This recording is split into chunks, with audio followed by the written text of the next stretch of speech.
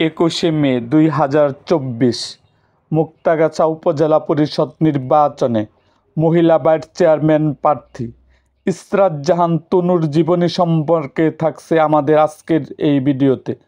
রাজনৈতিক অঙ্গনের নানা ঘটনা ও ইতিহাস সম্বন্ধে জানতে এবং ময়মনসিংহের মুক্তাগাছার ইতিহাস ও ঐতিহ্য সম্বন্ধে জানতে আমাদের চ্যানেলটিকে সাবস্ক্রাইব করুন এবং পাশে থাকা বেল আইকনটি বাজিয়ে দিন।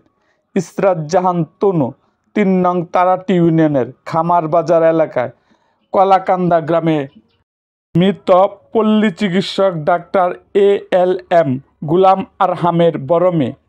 ইসরাত জাহান তনুর ৩ বোন, তিনি সবার বড়। বৈবাহিক জীবনে তিনি বিবাহিত এবং এক কন্যা সন্তানের জননী। ইসরাত জাহান তনুর শিক্ষাগত যোগ্যতা MSS পাস। তিনি LLB-তে অধ্যয়নরত। পরিচিতি: তিনি উপজেলা যুব মহিলা লীগের সভানেত্রী ছিলেন। তিনি বিভিন্ন সামাজিক সংগঠনের সাথে জড়িত। তিনি উপজেলা মহিলা ভাইস চেয়ারম্যান পদে ফুটবল প্রতীক নিয়ে প্রতিদ্বন্দ্বিতা করছেন।